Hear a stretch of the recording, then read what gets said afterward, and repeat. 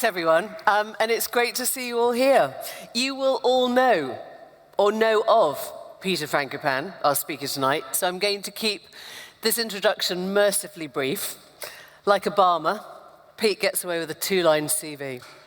Professor of Global History at both Oxford and Cambridge, an author of best-selling books, The Silk Roads, and more recently, The Earth Transformed. Hello, Pete. Hello. He's a man who, importantly, has the ear of many of those in positions of leadership. So it's always good, I think, to hear who is telling Peter things and what he is trying to tell them. And it's also quite good to hear what you are hearing from them. So, Pete, we are, as they say, blessed with living in interesting times.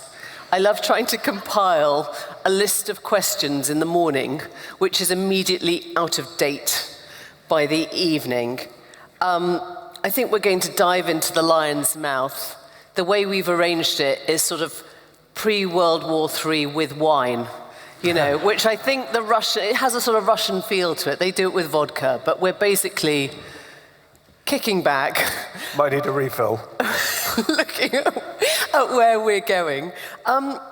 Shall we start with what we learnt at about 2 o'clock this afternoon, which was that Britain has now allowed Ukraine, Zelensky, to use our long-range storm shadows.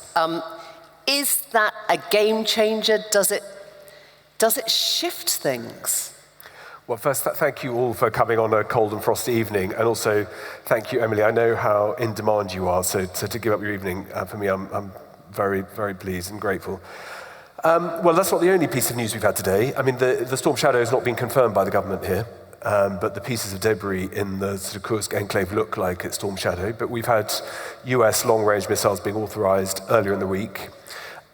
We've had the US Embassy and the Greek, Spanish, and other NATO countries evacuated this morning because of specific information about incoming Russian attacks in retaliation. We've had the change of the Russian nuclear doctrine announced on Monday. And then last night, we've had the shadowing of a Chinese vessel, possibly with a Russian captain. We don't know if that's true yet. That is almost certainly the ship that damaged data cables linking Finland and Germany, the only one linking Finland and Europe, mainland Europe, and also damaged a cable linking Gotland and the Baltic states. And that is in the process of being boarded as we arrived this evening. That's all of my questions now, gone. You see what he's just done there? So all of those mean that we are in a particularly aggressive phase of warming up the war in Ukraine. The question is, I think probably the right question is why. If you want to ask me that, or I can just talk. Hold back, everyone. Takes a journalist of a certain caliber to do this. Peter, why?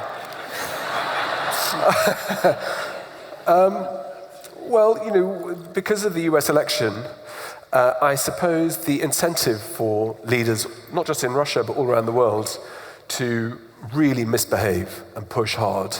There's probably a 2-month window where the benefits and rewards from taking chances allow you to then slot back into place because Trump is going to look like he solves problems.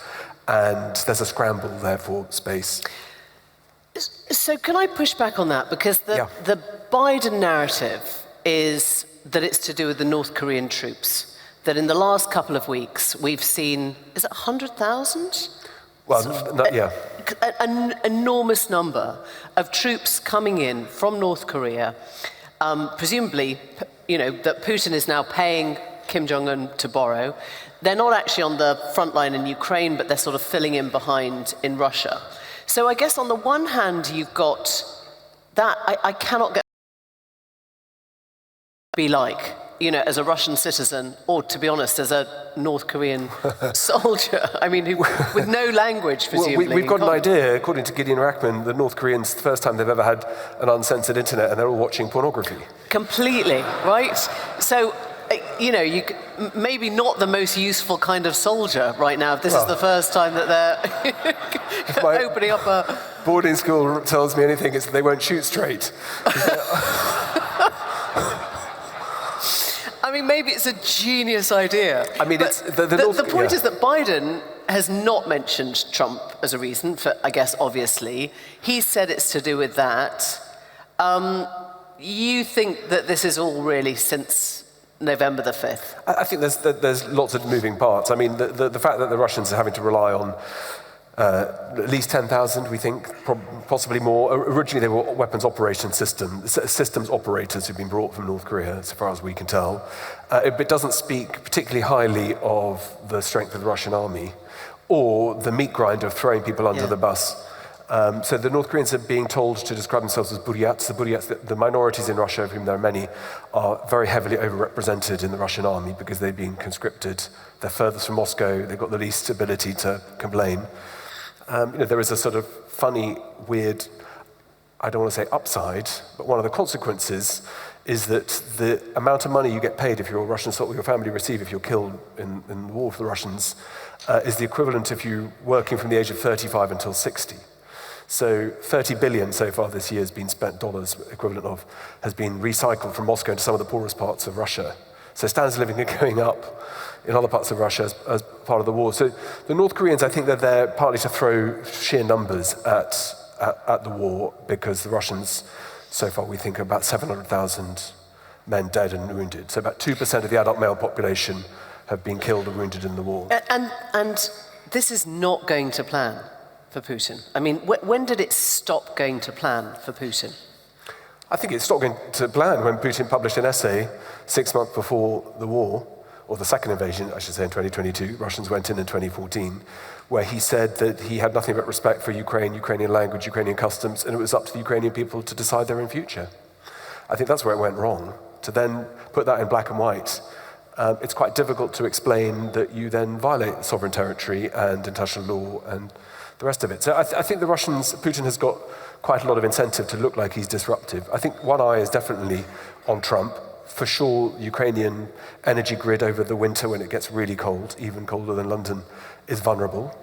The noises that we've had around what Russia thinks it's going to do on the front line, how it might push through and dislodge more than a few bricks in the wall, looks worrying. Yeah. And we don't have a great deal of willpower, I think, in UK, Europe. We've done not badly, but I don't think that most of us recognize what we're facing. I mean, for what it's worth, you said that he's given things back. There was a release this afternoon of what the Russians have given to North Korea. Do you know what is included in the readout? Go on. I mean, it's great. I mean, it's if one's already bemused by the Russian North Korean thing. It's a lot more. Putin has sent this afternoon 2 brown bears, 2 yaks, 5 white cockatoos, 25 pheasants, and 40 mandarin ducks as part of his gift, and I assume new technologies. But that wasn't mentioned. So these are strange times. And money, presumably. I mean, they must have paid for the soldiers. Yeah. And do we... I mean, it's cheaper to kill a North Korean than a Russian. You pay less in restitution. Yeah. So it's an economic argument. North Korean troops have had not much to do apart from practice their drills for years and not watch pornography. And there's an attempt to try to see if Ukraine can be pushed into a position where all those new Republican senators and congressmen and Trump can feel that the best that can happen is to force Ukraine into some kind of settlement. But those, as we heard last week, Zelensky was told to recognize the territorial reality of Ukraine, and that's I want to leave the senators and their little spines for a moment. We can sort of come back to that, but I want to just kind of look at what we know is going on in Russia, because we don't really get a sense of what the Russian people know or think or feel. I mean, there's occasionally you hear of the Russian overseas who's, another balcony, another spiky place, another guy murdered in a, Spanish beach resort or whatever. But for the most part, have the Russians reconciled themselves to what's going on, or do they ignore it, or do they not know? I mean, I'm thinking, because I was talking to Yulia Navalny a couple of weeks ago, and I suppose part of me thinks when Navalny was alive and free, there were a lot of people on the streets who knew what he stood for. There were some people on the streets. Navalny, she was fantastic, by the way. And she is fantastic, and the bravery Navalny and Navalnaya have, it's extraordinary. But, Navalny was disliked in Ukraine because he spoke up in favor of the Russian invasion of annexation of Crimea.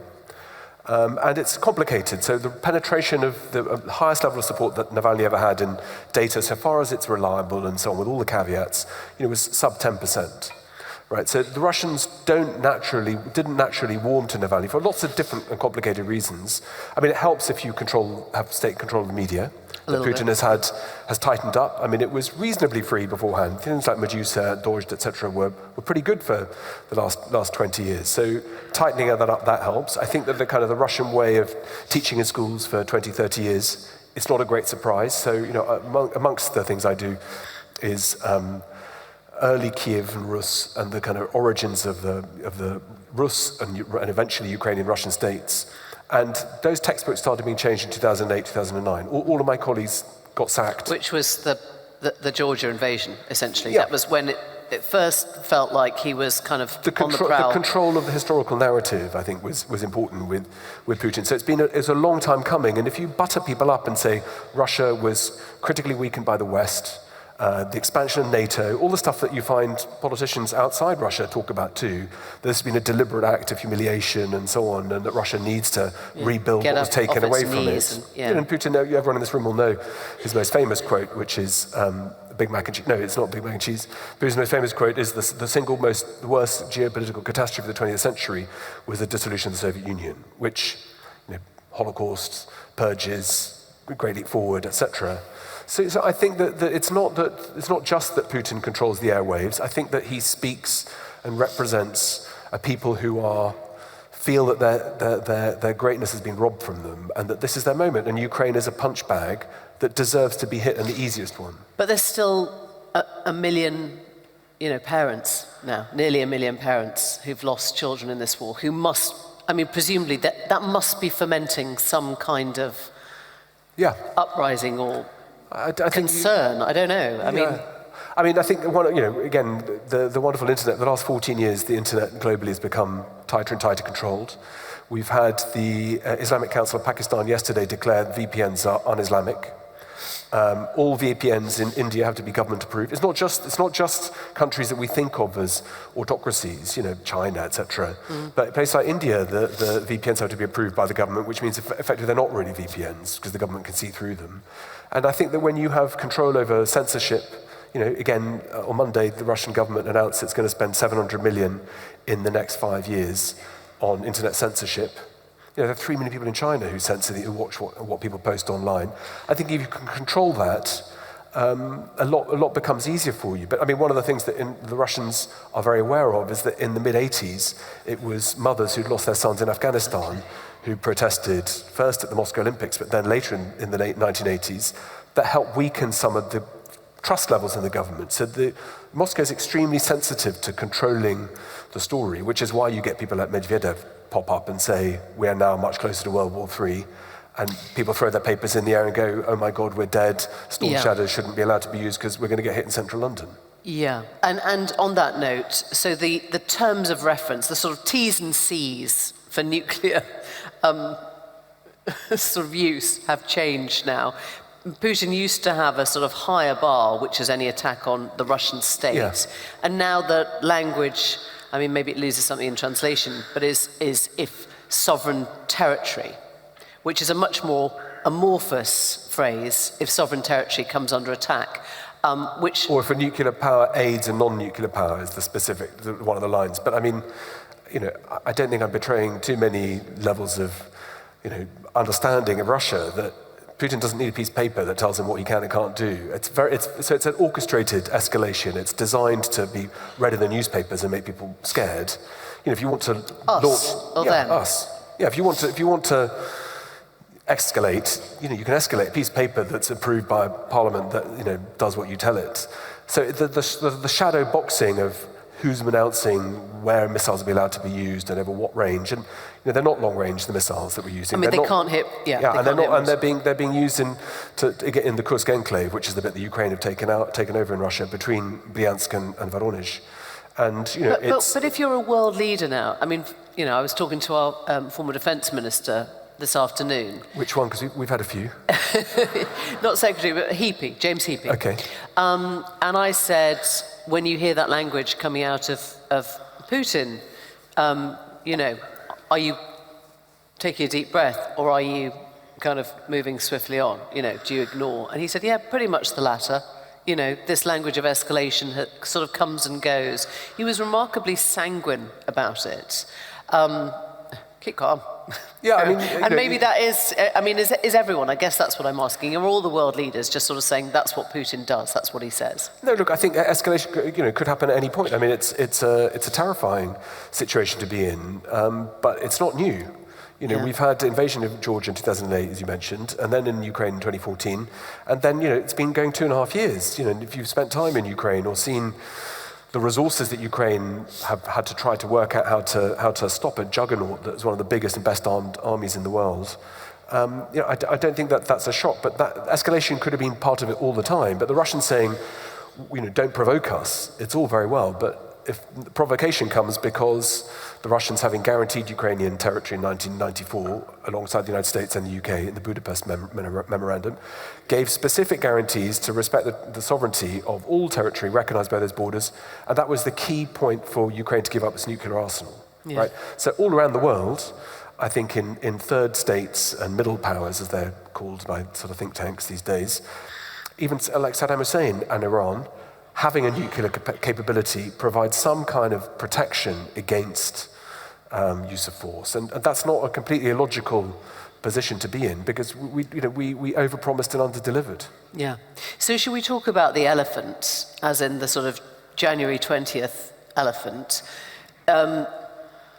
When Trump is president again, and we've heard this line from him that he's going to solve the Ukrainian problem, in a day, in a matter of days.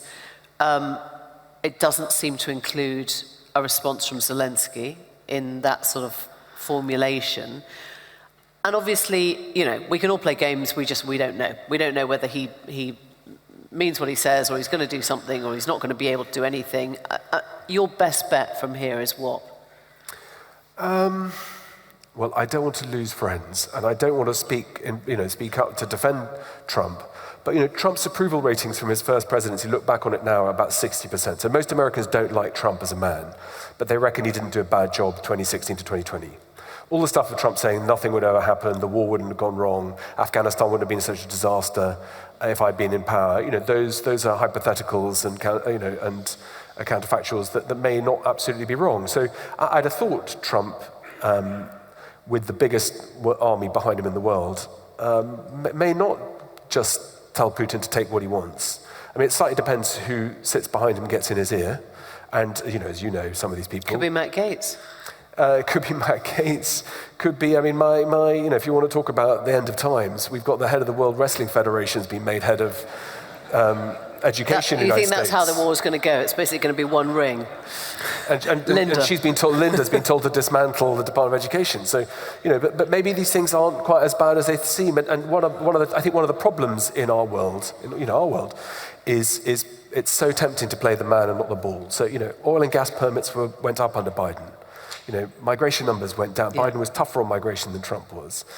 All the things that they're all slightly the wrong way around. Obama famously deported more than, I think, any other president.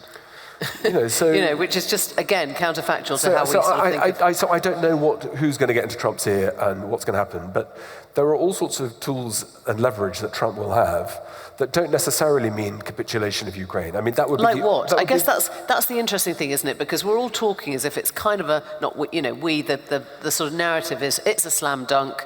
It's going to mean that Ukraine has to give up territory. That's going to be capitulation. It's going to be awful. So set out a positive where Zelensky is actually on board, thrilled not to lose any more young Ukrainian men and women, and doesn't relinquish. Is that a feasible scenario? There are potentially better ones. We don't know, and part of the problem is we don't know. So Trump, since he won the election, which he did win the election this time,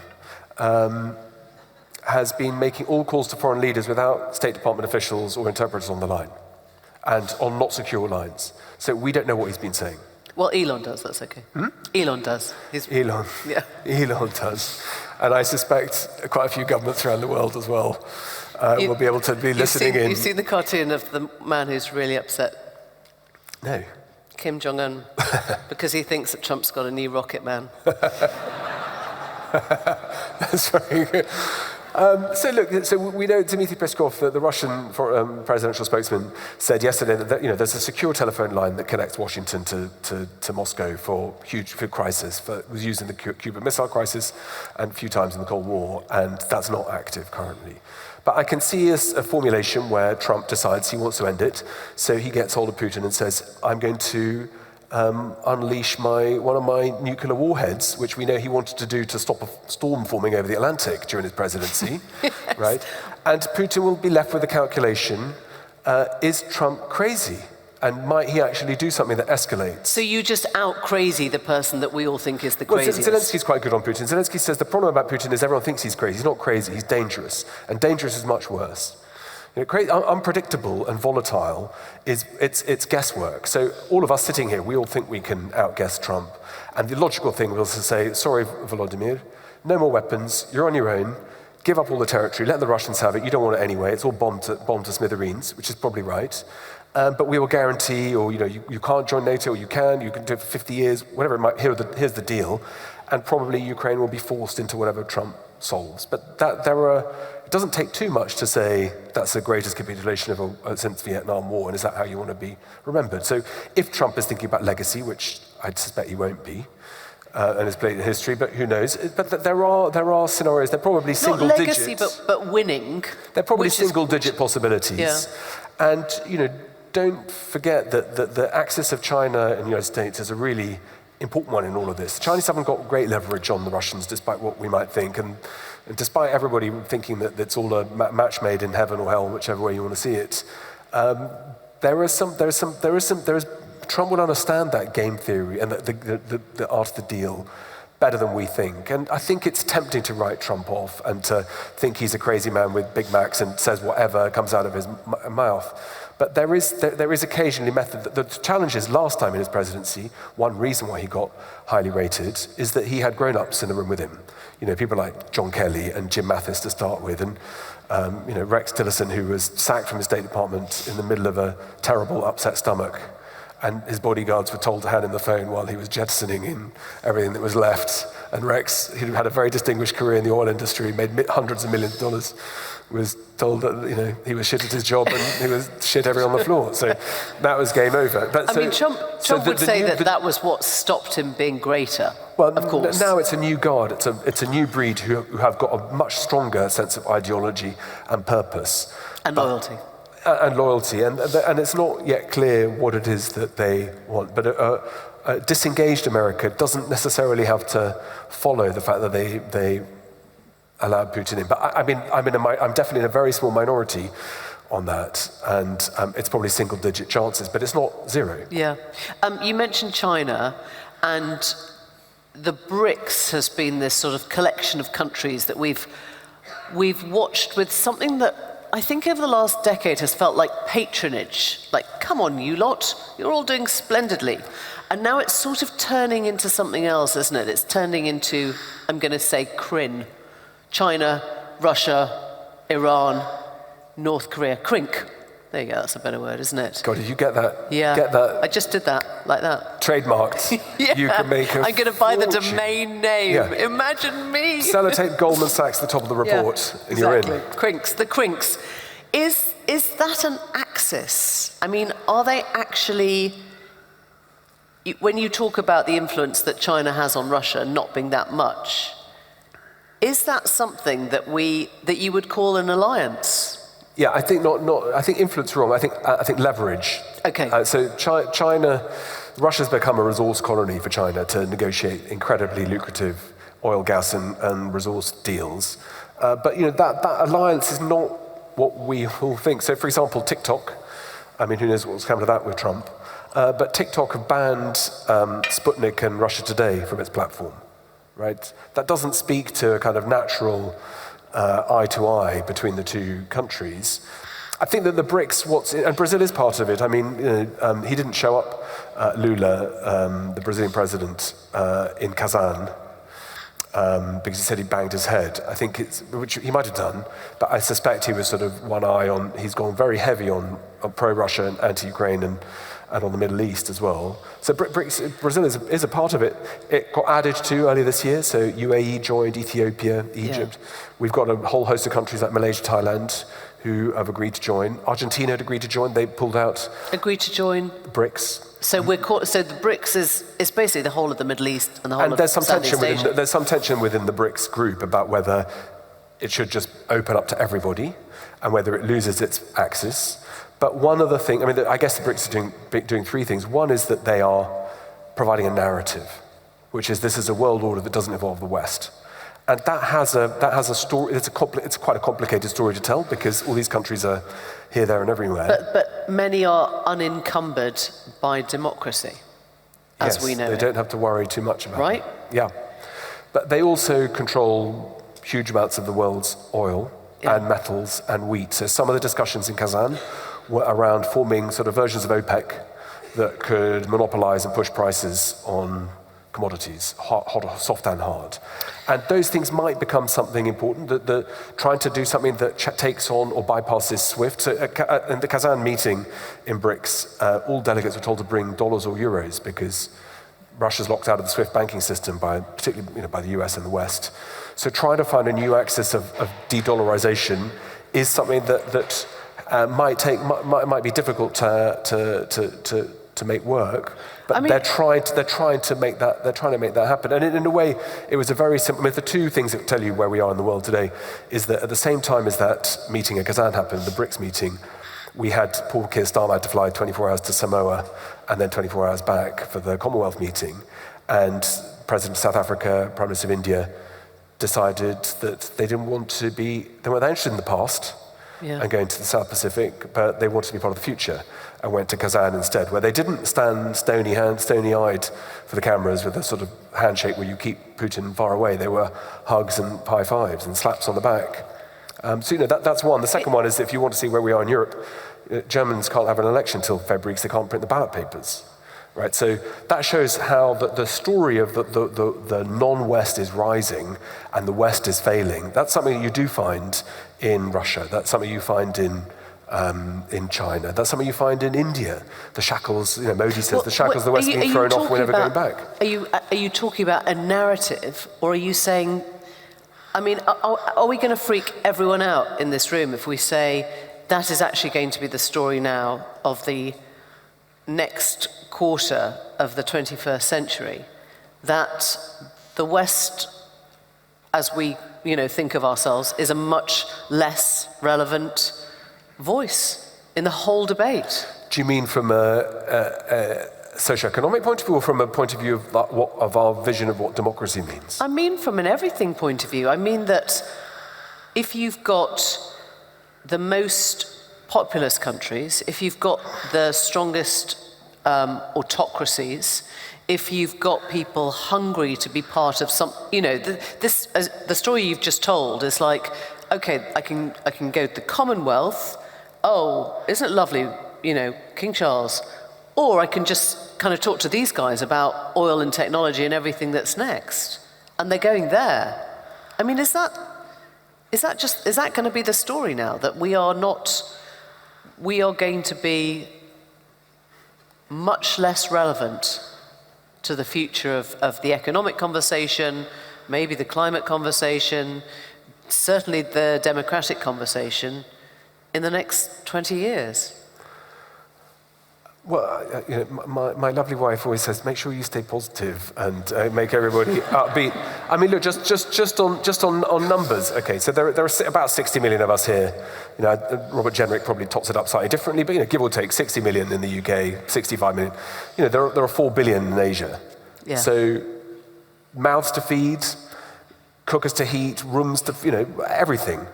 In terms of the natural resources, forget about fossil fuels, where it's concentrations, you don't need genius to work out Saudi, UAE, et cetera, et cetera. I mean, who Europe's biggest oil supplier is at the moment? India. And guess where the oil's coming from? All from Russia, bootlegged and pushed around the side. So, so I think that the sheer weight of numbers of resources, that's in rare earth too. So, I mean, mate, you've just touched on something which I don't know will take us off, but it's interesting, is the whole question of natalism, right? The fertility rates. And you will see sort of Europe's most autocratic leaders talking about, you know, Orban, all the rest of it, go and have babies. You'll hear J.D. Vance, go and have babies. You know, you're a child cat lady if you don't, you know, go and have babies. But this is part of the story, isn't it? That we're not even producing our next generation. Well, that's probably, they have to ask us back for a second talk on that one. I mean, it is interesting in the kind of the world of now that the European leaders who have managed to position themselves to be as friendly with the president of China, in many cases Russia, and Washington, are those ones that we raise our nose up here: Meloni, Orban, Vucic. I think that they're the ones who look like they're sitting pretty. So, look, I think as far as Asia goes, China in 2000 had about 6% of global manufacturing. By the end of this decade, it's going to be about 50%. Right, that's pace of growth, the ability to keep on, not just through demographics. There is a longer-term peak on that and on carbon emissions, et cetera, et cetera. Those are really important parts of the longer term. But as far as we are right now, I think it's that all of these countries are very different. They're autocratic in different kinds of ways. The Iran, bearded, Shia, humorless militia, oligarchs in Russia holding up a kind of, you know, a state on puffs of air, and a Marxist-Leninist state in China. And, you know, then Brazil, South Africa, etc., UAE, they're all extremely different, but they don't have the democratic process of being able to boot their leaders out. And all of these regimes have as their sort of single guiding principle, you could call it stability if you're part of one of those states, but staying in power is the kind of thing that drives all of them. So do you think democracy will become niche? It's not, I mean, you talk about this on newsagents a lot, right? I mean, one of the things that's most striking this year of great elections, more people going to the polls ever in history, unless I'm wrong, you know, it's basically impossible at the moment for a ruling government to stay in power. I mean Modi here, just... Conservatives gone, US, you know, Biden gone, France gone, Schulz going to be gone, Poles gone, you know, all over the world. The only kind of exceptions, I think, are in Greece, growing incredibly quickly, and Mexico. But to look at where democracies are really flourishing, doing well, people are satisfied, happy, think the direction of travel is right. And there are lots of things that underpin that. You know, I do think it's always the economy, right, that drives. Do you feel that the world of tomorrow is going to be better for your children than it is, or, you know, for you, for your children, you know, the next generation than it is today? And if the answer to that is no, then you take different kinds of decisions.